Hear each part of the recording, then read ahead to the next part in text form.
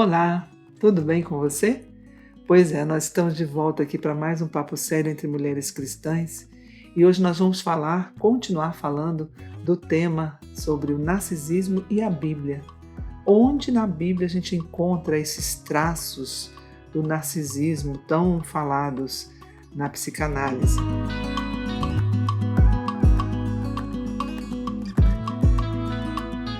Gente, o que a Bíblia revela sobre o narcisismo e seus perigos, a gente vai ver agora.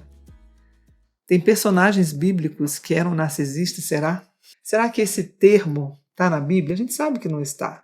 Mas o que a gente pode aprender quando a gente vê certas posturas e comportamentos descritos em alguns personagens da Bíblia? De Caim a Satanás, ou de Satanás a Caim, a gente vai descobrir como é que a Bíblia denuncia esse narcisismo, esse orgulho, essa empáfia, essa arrogância, né? Os traços do narcisismo moderno, eles já estavam na Bíblia há muito tempo. E a gente sempre viu Deus tratar com justiça, a justiça correta dos que se exaltam.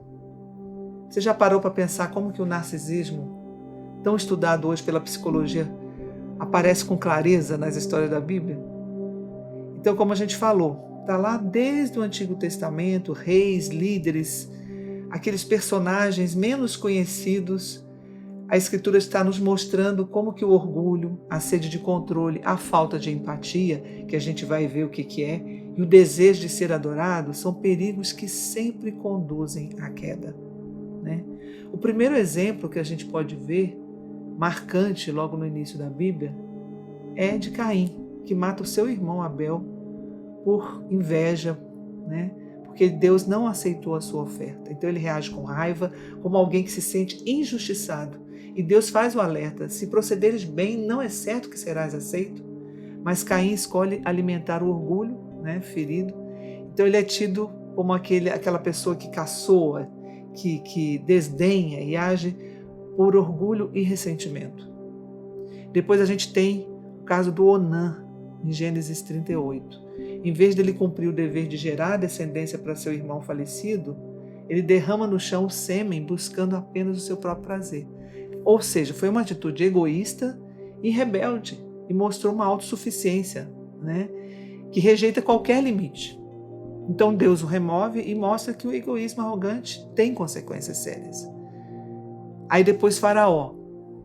Claro que Faraó, você vê, ele é um exemplo assim, muito forte, né? Porque ele estava mesmo diante das pragas que Deus estava mandando, do sofrimento do povo, ele teve uma postura: eu sou maior que tudo, eu sou maior até que Deus. E é típico de quem vive no próprio trono, né?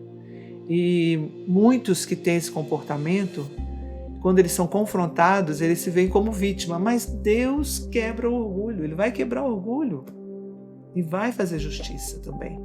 Outra personagem, a mulher, Jezabel, que foi uma figura de manipulação. Ela foi muito manipuladora, né? Para garantir o poder dela. E ela não tinha remorso, assim, né? Ao planejar a morte do Nabote para roubar aquela vinha dele, ela revelou esses traços, né? De grandiosidade, ausência de amor, né? E o fim trágico mostra que quem vive buscando a adoração humana vai terminar em vergonha. Então ela recebeu o fruto da própria ação dela, né? O próprio Nabal, ele foi descrito assim como tolo, né, em 1 Samuel. Ele recusou ajudar Davi, né, mesmo tendo sido protegido por ele. Ele agiu com desprezo, foi movido por orgulho e ingratidão. E Deus o feriu, né? Ele é aquela pessoa tola mesmo, que não reconhece o valor do outro, pois ele está cego, ele fica cego, né? A pessoa que tem essas atitudes orgulhosas, ele é cego. O próprio Nabucodonosor, gente, que foi rei da Babilônia, ele se exaltou e disse que a grande Babilônia que ele edificou era maravilhosa e que nem Deus o derrubaria, né? Mas Deus derrubou e fez ele se tornar um animal, pastar, né?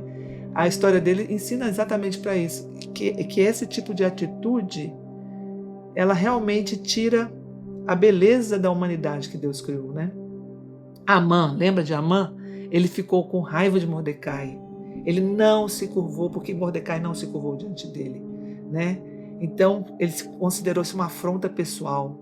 Ele teve uma raiva destrutiva e no fim ele foi enforcado, na mesma forca que ele preparou para o outro. Saul, lembra de Saul, rei de Israel? Ele queria viver entre o aplauso, mas ele só tinha ciúmes. E quando ele vê Davi, né, ele ficou doido, ficou paranoico, né? Um termo também da psicanálise, né? E ele começou a ter esse orgulho, né? E o fim dele também foi trágico. Revelou exatamente isso, que quando a gente busca essa autoafirmação, sem obedecer a Deus, o nosso fim realmente é muito triste, né?